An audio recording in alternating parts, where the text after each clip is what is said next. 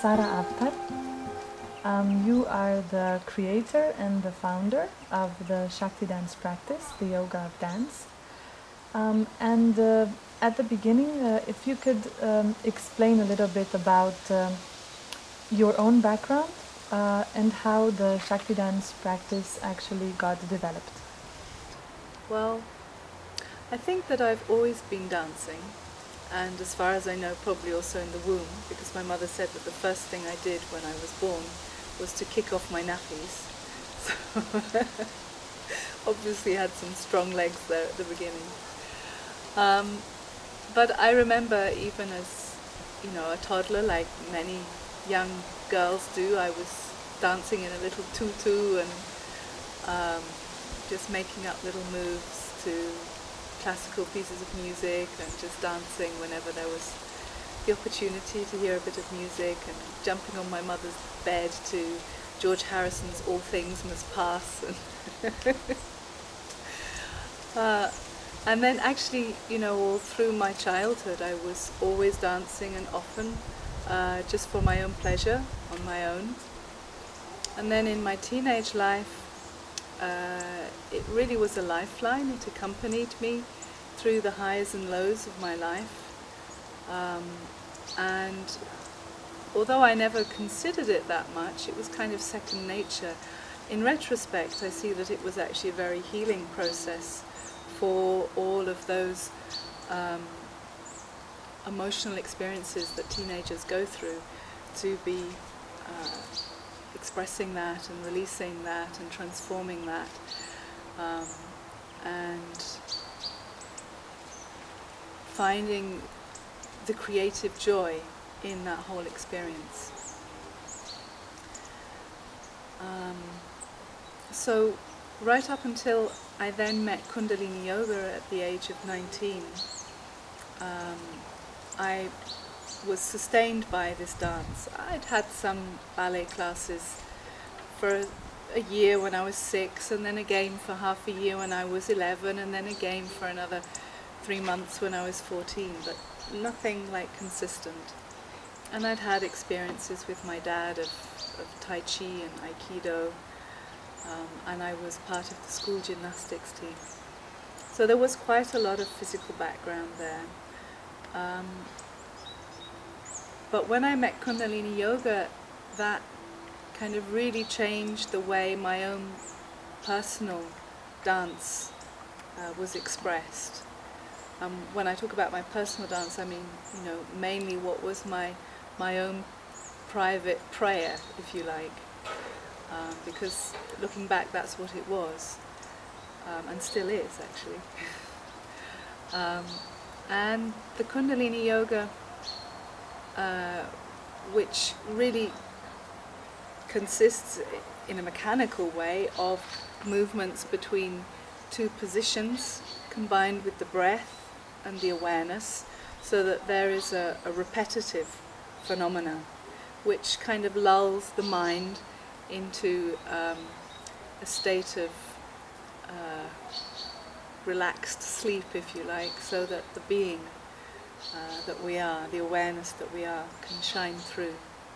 So this form of oscillating movement then quite quickly became transferred into my own personal private prayer of dance, and I find myself taking just little phrases of movement and combining that with the breath, oscillating backwards and forwards, so it became a meditative phenomenon,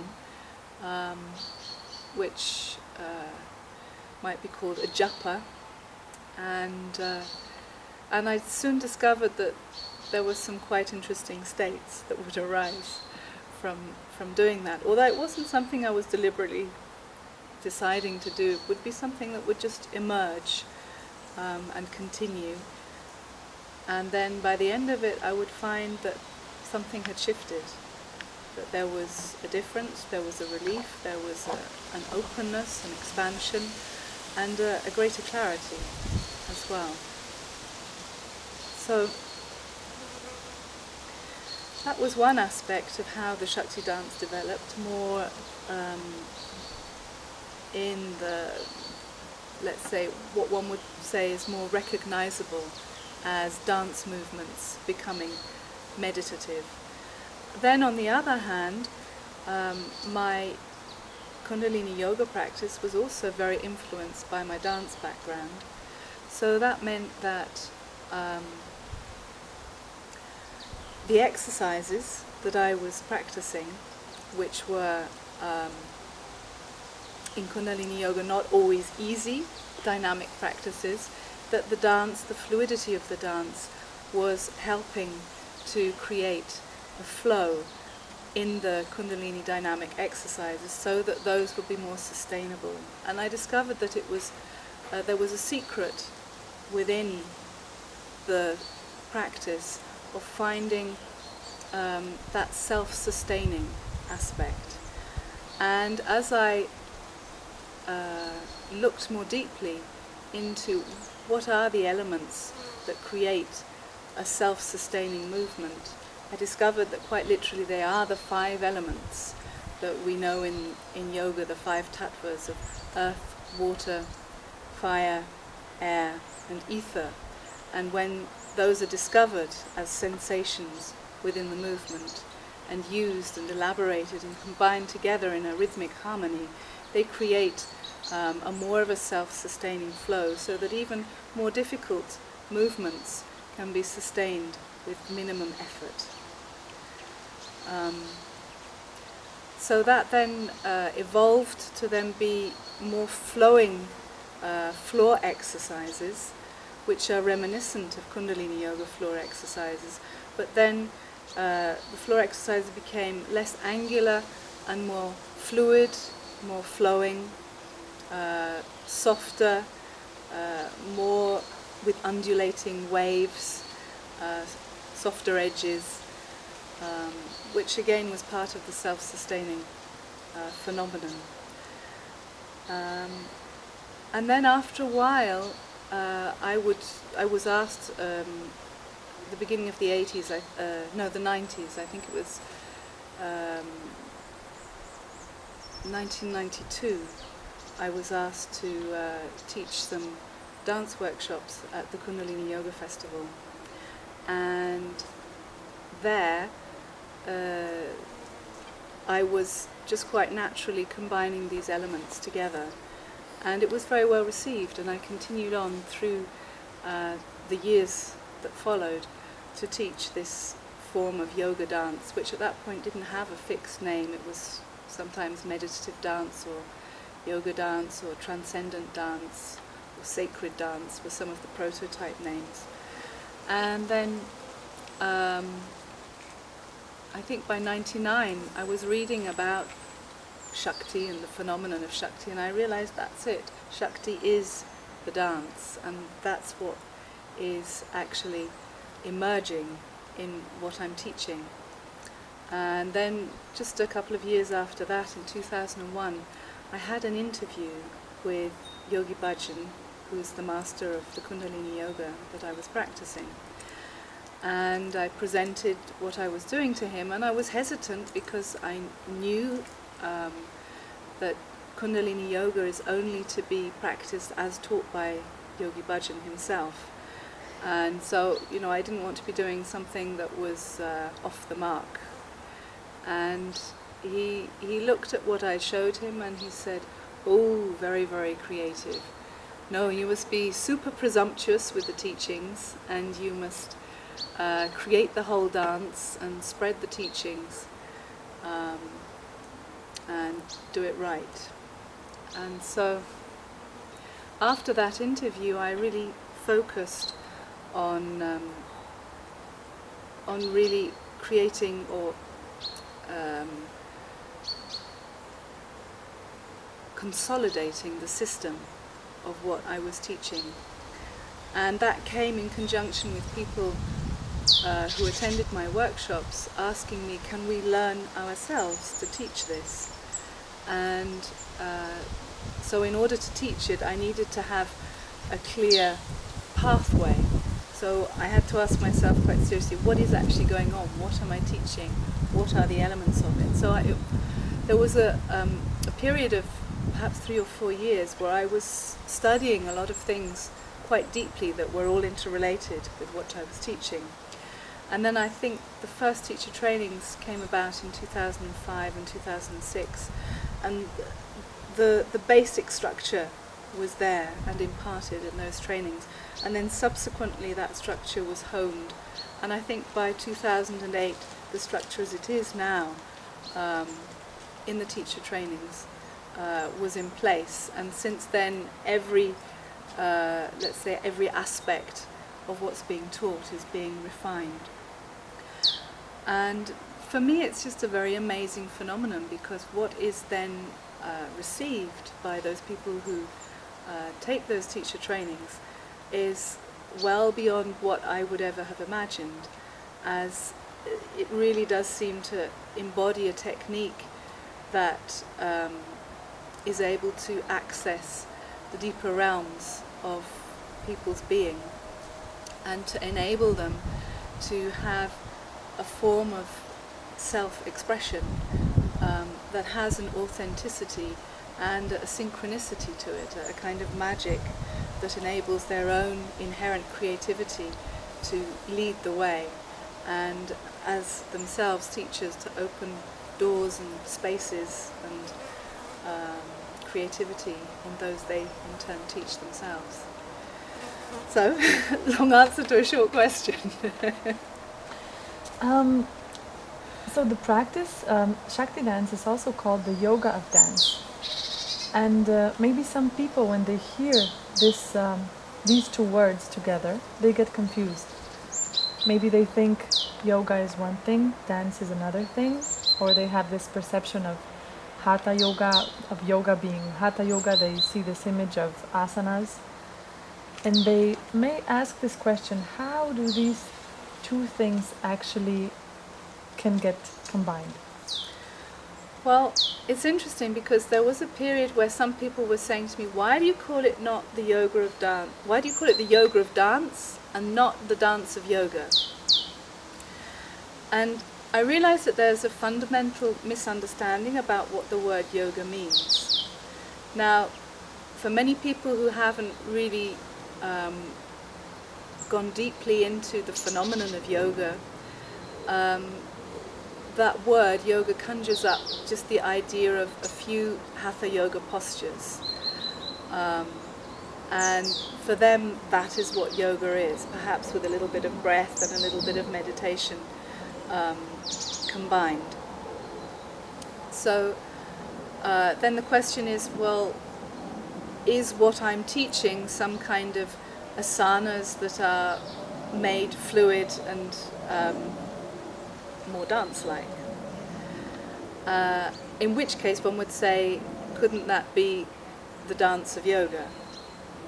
But in actual fact, if you investigate the phenomenon of yoga more deeply, you discover that yoga actually means the union of the finite self, the individual being, with the infinite self, with the universal being.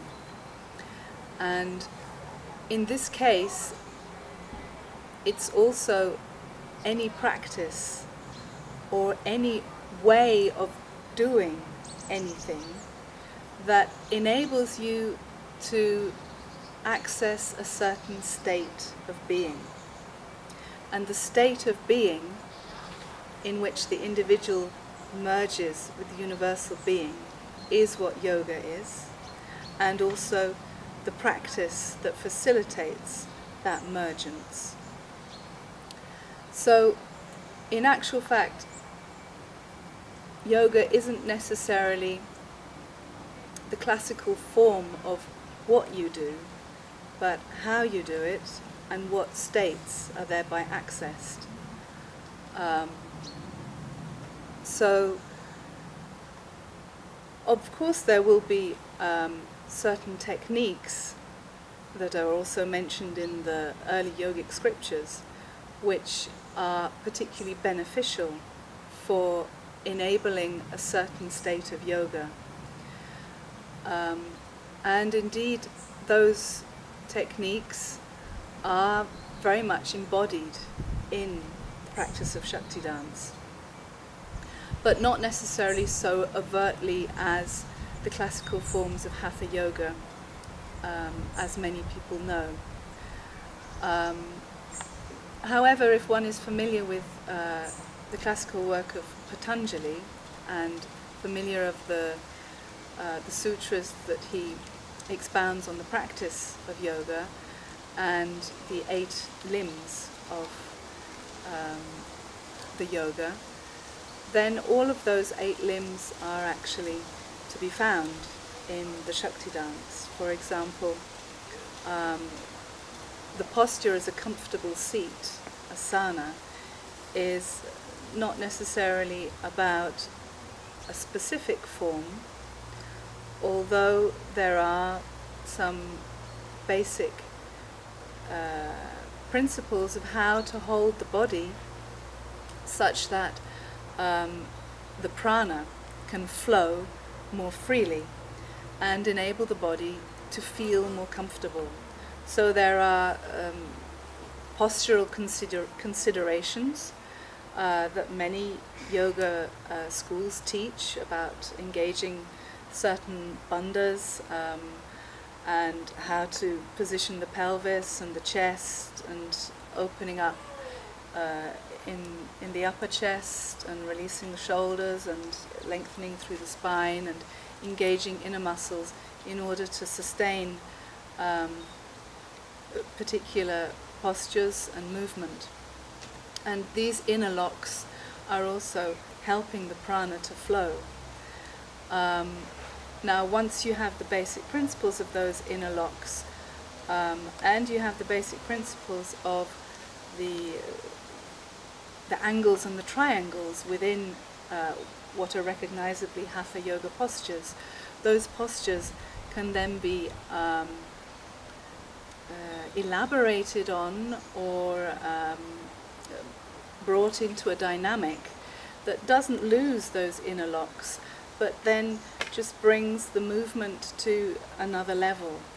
And within that, there is also this flowing of energy, so that at the end of a movement session, there is a sense of great ease and relaxation and relief in the physical body, so that at the end of, for example, Shakti dance session, to sit silently in the easy pose, in the Sukhasana with the legs crossed, is actually much easier than at the beginning of the session. So that would be the discourse of the asana. Then moving on to the pranayama, which is the expansion of breath or breath control, and we recognize that the breath is also influencing the rhythm of the mind waves. And Patanjali defines yoga as arising, that state of yoga, of emergence, arising in the moment when the mind waves are stilled and calmed. And so when the breath rhythm is brought down to a very slow rhythm, then those mind waves, they calm down, and a state of yoga is also accessed. So with the practice of Shakti dance, there is a tendency, and this is a little bit different to that of Kundalini yoga, to take certain floor exercises, for example, and to slow them right down, so that in that slowness there is a magnification of the space in between, and a greater scope for awareness to observe that space in between. And in slowing those exercises right down, there is a rhythm that's combined with the breath. So the breath is also slowed down, inhaling on one pole of the movement and exhaling on another pole of the movement. And so through these very, very slow flowing yogic flowing postures we have, or dynamics, we have very slow breath, and that's calming the mind waves down. There are also other aspects that work with the pratyahara, with the collection and the focusing of awareness away from extraneous distraction and towards a specific point of focus while perhaps dancing. And that might be focusing physically on a point in front of us as we work with movements that involve balancing from one foot to another, or it might indeed be the focus of a particular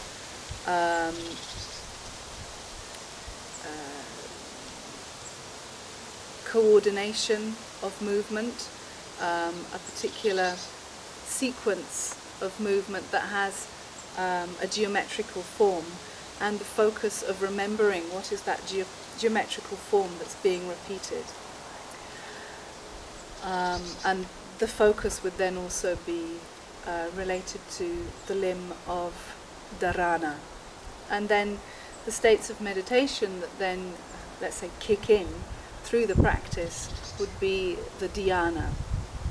So really, if you look inside the practice of Shakti dance, you find that the yoga is very much inherent within that. And that's why I decided to give it the subtitle of the yoga of dance. But I believe that actually in anything that we do in life, it's possible to do it in the mode of yoga as we bring awareness and breath and focus to whatever it is we're doing. So we could even be playing tennis in the mode of yoga, and that would be the yoga of tennis. Or we could be swimming in the mode of yoga, breathing, combining our breath with our strokes, with the rhythm of our bodies moving in and out of the water, perhaps even using a mantra to help the focus, as we also do in Shakti dance. And that would then become the yoga of swimming, or the yoga of singing, or the yoga of driving a car. So, well, that's my take on it. And you mentioned earlier that Shakti dance derives out of a specific yoga practice, Kundalini yoga. And if you could maybe elaborate a little bit on that, so to which extent these two practices are actually related? Well, in as much basically as Kundalini yoga has been part of my own personal daily practice over the last 20 years. And many of the insights and developments of personal practice have found their flowering within what I've been teaching in Shakti dance. So on a very physical, mechanical level, many of the floor exercises in the Shakti stretching session are recognizably similar to those of Kundalini yoga, perhaps with what's known as spinal flexes, or Sufi circles, or neck rolls, or shoulder rolls, or more dynamic movements of inhaling up and exhaling into a forward bend and inhaling up again. But again, as I was explaining earlier, the difference is that those movements have become slowed right down and elaborated upon also through that slow dynamic to enhance the awareness of all the subtleties of the movement within that, and in so doing creating kind of like smoothing out the edges of what would be perhaps more an angular martial movement, or perhaps even what we might say a movement that could be allocated to the male principle in India there is the movement principle of the Tandava and the Lasya. And the Tandava is the Shiva movement, which is very angular and linear. And the Lasya movement in classical Indian dance is where those angles are then rounded out. They still respect the same geometry of the symmetrical Tandava dance, but it becomes curvaceous and more organic in its flow. And I would say this is what has appeared and manifested in mostly the stretching floor exercises in the Shakti dance initial phase of the warm-ups. And the way the breath is related to the two polarities of movement is also based on the same principles. And then going a little more deeply, also the recognition of how the energetics, what we call the yogic anatomy, works and is applied within the kriyas of Kundalini Yoga, having recognized how the different chakras with their different energy levels work, how the different vayus, the 5 vayus with their different movement directions also stimulate the consciousness in different ways, how the 3 gunas are at work as a balancing principle, and how one can stimulate one in preference to another to create one state or another state. And other of the yogic aspects, like working with the nadis or with the rasas, which would be the more feeling, emotional experience, and how different emotions can be stimulated through different kinds of movements or even music. And so drawing on that storehouse of knowledge that I received through the practice and study of Kundalini Yoga, I was able to also then transfer that into the practice of Shakti dance, so that it wasn't so much looking at what is the exact exercise, but what are the principles at work in any given exercise, or what are the developments of exercises within a kriya that creates a certain state within the practitioner. And so following those as guidelines, again, that was then transferred also to not just to the stretching exercises, but also to the standing exercises.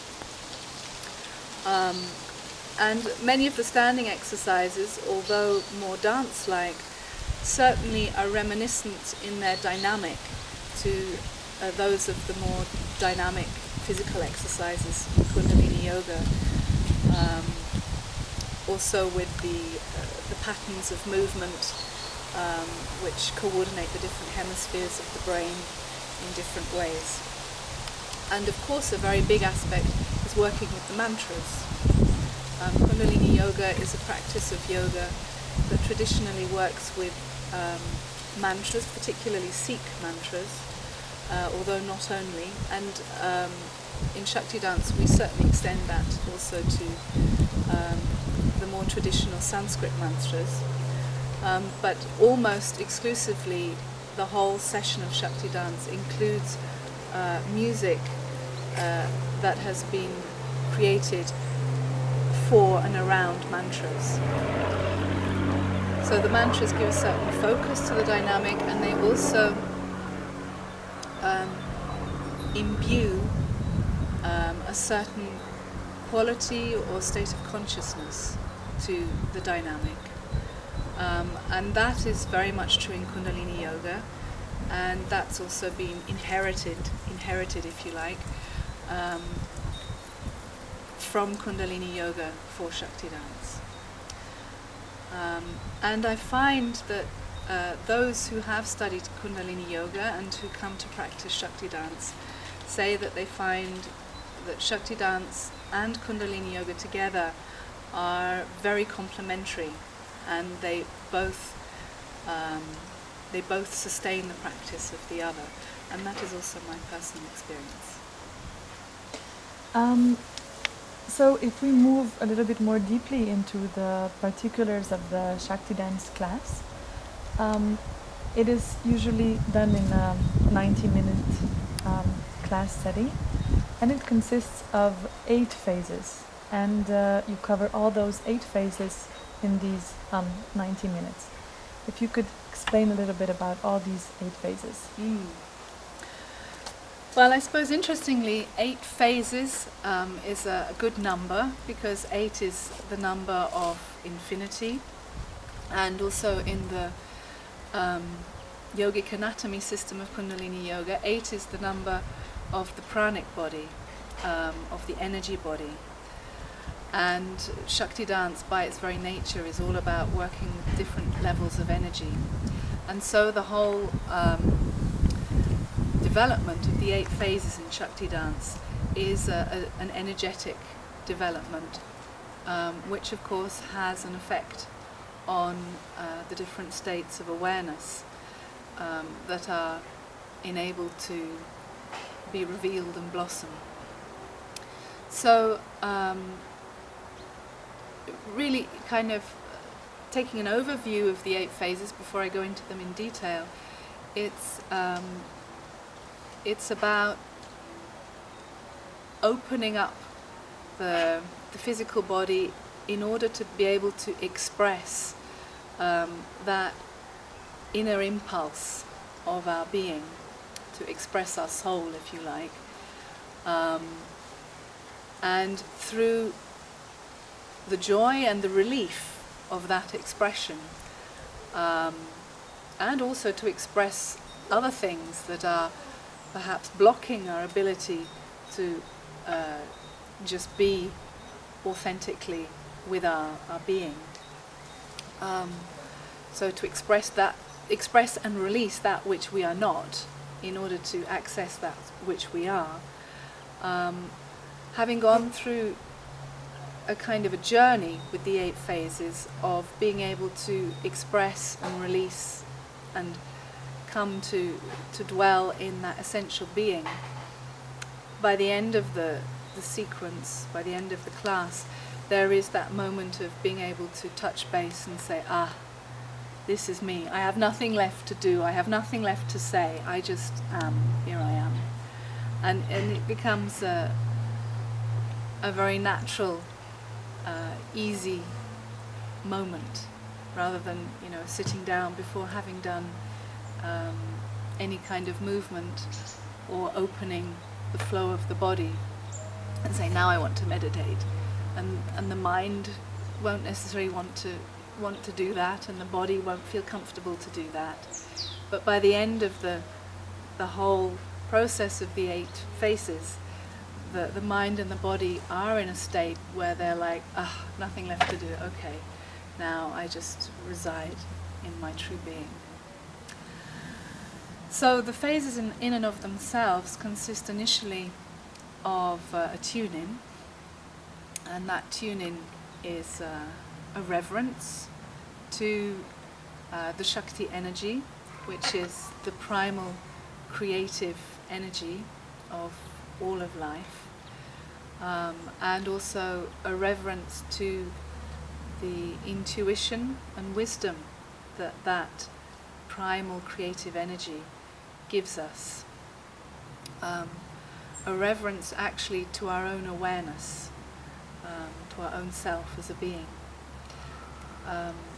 So with that reverence, calling on inner guidance to open the space and to sustain us in the practice that is about to unfold. And with that we tune in with what we call the Adi mantra, which indeed comes from the practice of Kundalini Yoga, but not quite the same as the tune-in that is used for the Kundalini Yoga.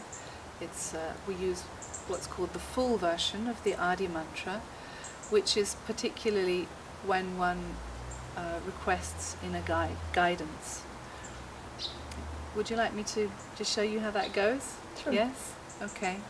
So we use the mantra Om, and that's the sound of the primal creative energy of infinity. That's like the womb of creation, therefore it's also the primal Shakti energy. And so we sing Om, calling that energy in, Namo, and bringing it to the heart center so that we vibrate with that quality, with that vibration. And then Gurudev, Namo. And as we say Gurudev, we have the hands in a cup with the thumbs and the index fingers together, which is the mudra of wisdom, Gyan mudra, receiving that wisdom of the soul known as Gurudev. So Dev means subtle, transparent, divine, and Guru is that enlightening force that brings us from ignorance to awareness. So that is actually part of our inner nature, part of our being as awareness. And so bowing the head and cupping the hands, we receive the light of that wisdom, and we bring it again to the heart center with Namo. So then it's Om, Namo, Gurudev, Namo, Gurudev, Namo, Gurudev, Va. And with the last Va, we are listening, like we're pulling a piece of string to stay aware between our ears, and at the same time with the hands, like we are projecting our inner wisdom once we've received it. The hands are on one side like two big ears, like Ganesha's ears, to listen to the wisdom that's coming through, and on the other side projective, to manifest that. And that's a very important combination, to listen and project what you're hearing at the same time, what you're feeling. So that's the tune-in, and that's the first phase. The second phase is the stretching phase, which I've been talking about, and it has many benefits. It certainly brings us into our body. It increases our awareness of the physical body, and it brings us into a meditative state through this very slow movement coupled with this very slow breath and the increased heightened awareness of the details of sensations in the body. And energetically it helps to release the flow of prana, so along the meridians or the nadis in the body, this gentle stretching is working to really open those flows, and we often feel then these very warm currents as they open out within us, as the prana expands in the body. And as the prana expands, the awareness expands in the body, and the intuitive impulse expands in the body, which is what we were asking for at the beginning with the tuning. And then as we move from the second to the third phase, which are the standing exercises, where we have little sequences of movement or steps that are repeated together with the breath, it tends to be more of a dynamic phase, again coupled with the breath, where you're inhaling on one part of the movement and exhaling on another part of the movement, or you might have a slightly more complex movement where you're inhaling, exhaling, inhaling and exhaling, and then repeating the movement again. And that tends to be more dynamic, often breathing in through the nose and out through rounded lips, at also different frequencies. And these different frequencies of movement and breath will also affect the awareness in different ways. And basically, working through the standing exercises, we, well, initially these are guided movements from the teacher, And so that will also be working to enhance the students' body awareness and coordination, and sense of space and ability to focus and balance, and isolate the body and discover new movement forms, patterns of movement. And energetically that tends to charge the aura or charge the magnetic field. So previously having opened the flow of the prana, it's then being charged through the standing exercises, so that there's a very great sense of expansion after the standing exercises, as the magnetic field is charged. And just taking a moment to stand and feel after having worked through a standing exercise session, there is a very strong sense of presence of here I am. And in that moment then we move over to the fourth phase, which is the free dance, where that really strong sense of presence and strong sense of energy moving within and moving around and a connection with the inner and the outer spaces through this auric field. This is very conducive for this authentic expression of the being. And through the meditative work of the previous two phases, there's also the capacity to listen more clearly to what those inner impulses are, and to give them free rein, to follow them through without having too much mental interference about, is this what I should be doing, or what I want to be doing, or what I don't want to be doing, or what everybody else is doing, but rather to be just listening to that inner guidance that we asked for at the beginning in the tuning, and to see how that unfolds.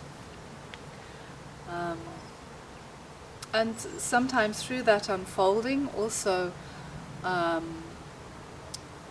old holding patterns of our psychological or physiological conditioning are being opened up and dispersed, or different processes that we might be in psychologically where we are in life might also be opened up and released and dispersed as the true self is coming through to express. So then at the end of a free dance phase, we come to the fifth phase, which is the relaxation, where all of that is integrated and allowed to settle and to reorganize, so that a new harmony can be found through the very deep relaxation, as the inner being is allowed to flow freely and find its own way, a bit like water that finds its own level wherever it goes. Then after a relaxation phase, we come to the sixth phase, which is what is generally a celestial communication, which is where different arm and hand and perhaps torso and head movements are used in combination with a specific mantra that has been put to music. And the mantra will have its own meaning, and the movements are then such that they express that meaning and enhance also the effects of that meaning on the practitioner, in the practitioner. And it's generally done singing the mantra and combining the movements with the mantra in a repetitive way, just as the way the mantra is repeating. So again, it becomes a repetitive meditation, which in Sanskrit is known as japa, and often there is an aspect of bowing within it, again releasing the mental preconceptions and giving the heart the chance to make itself felt, I think is the best way of putting it. And this has an effect, an energetic effect, to align the energy body, which is perhaps still a little dispersed after the free dance, and create a kind of a geometrical structure and symmetry within the energy body, within the magnetic field, and also within the inner flows of energy, so that the practitioner then has a sense of being balanced and centered as we come towards the end of the class. And then after the celestial communication, the seventh and penultimate phase is then just sitting quietly in silence, observing the flow of the breath and feeling what we are then at that point feeling, which is generally a very strong emanation of being, and bathing in that. And in a way, that phase, the seventh phase, is like a crowning of the whole cycle. So the whole cycle has been kind of a journey through different aspects of Shakti, different aspects of physical manifestation with different energy levels and different expressions. And then we come to the end, and then we have this Shiva aspect, which is just the still awareness, contemplating itself. And then after that, we close in a similar way to the way we opened, with a mantra, which is also again one that is from the Kundalini Yoga tradition, Sat Nam, which means Sat, truth, my identity, my presence, and Nam, which means I vibrate that, I express that. And this is a movement of bringing a clearing energy up through the energy centers along the torso, known as the chakras, and then out of the crown, and that's as we sing Sat. So we're moving up going Sat, and then as we get to the top, like as if a fountain of white light is coming out and around us as a protective aura. Now, so that we have that clear vibration of our inner truth surrounding us and protecting us and sealing our experience as we then leave the class and go out back into our daily lives to meet whatever faces us. So that people are grounded and consolidated before walking out of the class. So those are the 8 phases. And the Shakti Dance classes are usually done to a theme, to different types of themes. Not always, but they can be. They can be. Yeah. And if you can maybe describe some of these themes that Shakti Dance classes go into. Well, many of them are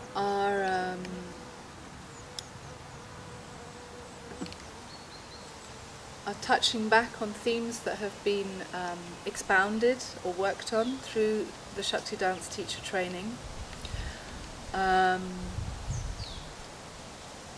And in some cases also above and beyond those themes. Themes might be anything ranging from Hindu mythology regarding the different gods. Mainly in the Shakti Dance training, we work with just the 3 principal couples of male and female deities, those being Brahma, Vishnu and Shiva, which are representative for the generating, organizing and destroying forces of life, which Yogi Bhajan used to make the pun of God, God. And Brahma, Vishnu and Shiva, as generator, organizer and destroyer, have their three counterparts, female counterparts or Shaktis or powers, who are Saraswati and Lakshmi and Kali, Parvati, Durga. Kali, Parvati, Durga are kind of one. In a way, Shiva has many consorts who are different kind of aspects of the same female deity that he's coupled with. But we generally just work on Parvati, Kali and Durga as the counterpart of Shiva. So any of those three deities and how they actually manifest in our lives on a psychological level, on a physiological level, on an energy level, on a symbolic level, on an abstract level, may be taken as a theme to guide the way the exercises are done, or the approach that the exercises are done with, or the images that are guided into the exercises. And other themes might be perhaps different aspects of yogic philosophy, like the nature of Vedanta, or Samkhya, or even some of the tantric tradition might be brought inside, the classical tantric tradition of using form and sound and the qualitative world in a precise alignment in order to facilitate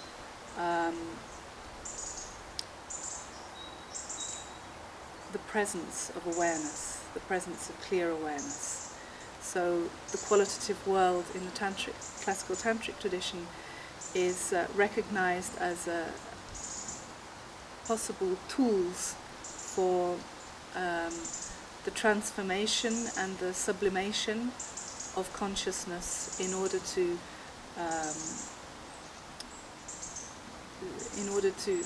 refine it to become aware of itself, so that awareness can become aware of itself rather than being veiled by all the different qualities that the play of life or the play of Maya conceals it with. And so by using specific qualities in precise proportion and alignment, we can create a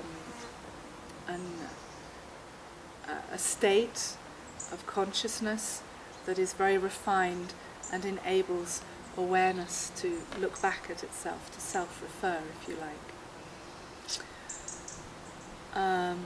Other themes might be more energetic themes, so like working with the 5 elements and seeing how the 5 elements can combine and interact with each other in order to create the basic mechanical principles of physical movement, and that can go hand in hand with postural alignment,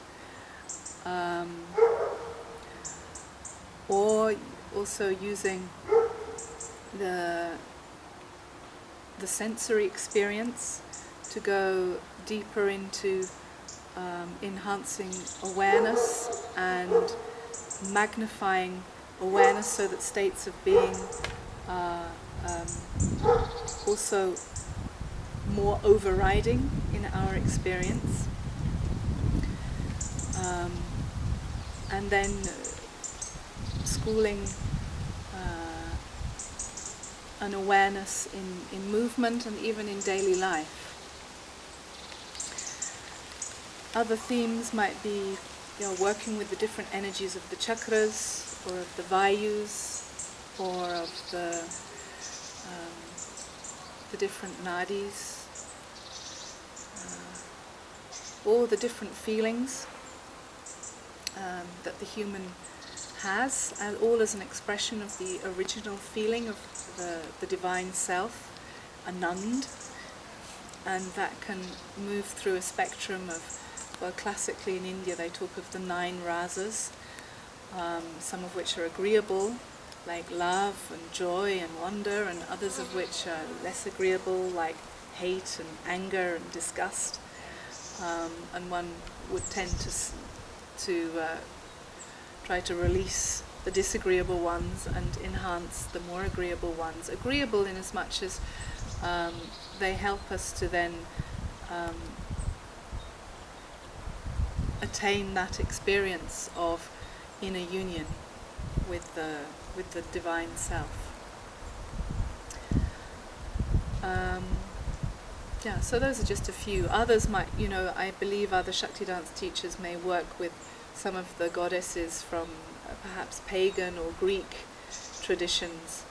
I don't so much work with the traditions that are outside of the yogic pantheon, if you like. Talking about other Shakti dance teachers, you have done a really good job at spreading the practice all over Europe. I think there are many teacher trainings going on, many teachers in many parts of Europe. There's also teacher training in the United States, happening just now, I think. As the creator of the practice, how do you look at that development of the practice that you have created? The development of the practice itself is organic. The way it came into being was organic. It wasn't that I sat down one day and said, aha, I'd like to create a yoga of dance. It just happened through my experience and through people asking me to teach, and then what I taught gradually consolidating to a system, and people asking to learn that system. So the expansion of the teacher trainings and the different teachers that is occurring is also an organic process. I do some publicity, but I don't have a great kind of publicity drive behind the work that I do. It's mainly because people experience what I teach, either directly from myself in some situation, or a workshop somewhere that I hold, or through others of the teachers that are teaching, and they say, yeah, we want to learn this. And so where there is enough interest and somebody who is interested in organizing it, that's when a teacher training comes into fruition.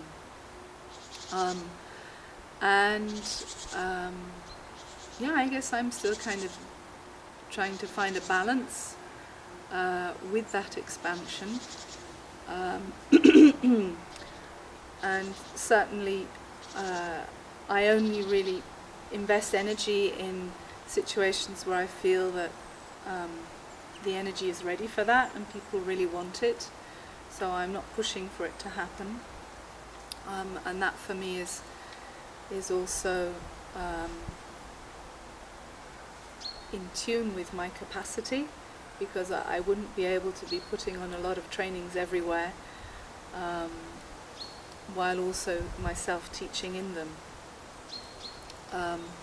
So there's a kind of a natural filter for the expansion. Although having said that, over the last how many years must it be, about 5 or 6 years, I have been training other people, other teachers, Shakti dance teachers, to themselves become trainers. And so I am actually teaching gradually less percentage in the different trainings, which is perhaps in some ways a good thing and perhaps in some ways a bad thing. I try to keep a presence of at least making some appearance in perhaps a third of the training, sometimes perhaps less. But I see that it may occur that there will be trainings in the future where I'm not always present. But at the same time I have to say that really some of the Shakti dance teachers, and particularly the trainers, are really growing and blossoming in such a way that for me is just amazing, that I could never have conceived, and in many ways I think, cool, I wish I could do that. So, as I say to everybody at the training, each teacher brings their own gifts to whatever it is that they teach with Shakti Dance. Each person is a unique channel and has something unique to give. And so more and more the trainers and the teachers are really embodying the main principles, and through their own innate creativity are finding ways to express that in very authentic and inspiring ways that are just as valid as mine, if not in some cases more valid. So when I look at it from that perspective, and I see, there is this continued expansion, and I one day will not be able to be present at all of the trainings, I trust in that natural evolution, that the spirit of Shakti Dance, will be always carried through faithfully if the principles are adhered to. Because I think it's important to say that the Shakti Dance teacher training, it can be,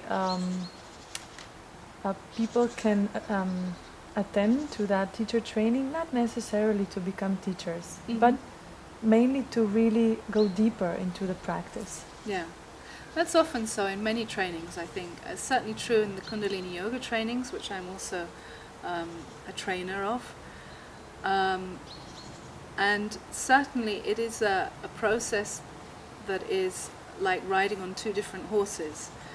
The one horse is the self-transformational aspect, and the other horse is like the academic aspect, where you're trying to learn the new techniques and the tools and how to apply them effectively and correctly, and have a certain degree of ability and quality in what you do as a teacher, as a Shakti Dance teacher. But on the other hand, there is this kind of like psychophysical transformational process through the training, which really does, in many cases, touch and transform people's lives in very deep ways. And I see that growth and the difference in the light in the faces of those who've been through a Shakti Dance training, how their whole being within their bodies is softer, more relaxed, more comfortable. The faces are softer and more radiant. People's lives seem to be finding new solutions and creative blossoming in their projects, or just through looking at their lives in a different way, relating to life in a more relaxed and deeply connected way, is helping them to move on to creative and fulfilling modes and expressions in their lives. But it is also true that sometimes those two horses kind of get in the way of each other, and that's when resistances often arise in the trainings, and they're not always easy to deal with for us as trainers, but we recognize that as part of the process, and the process through which many of us have also been, so that's embraced.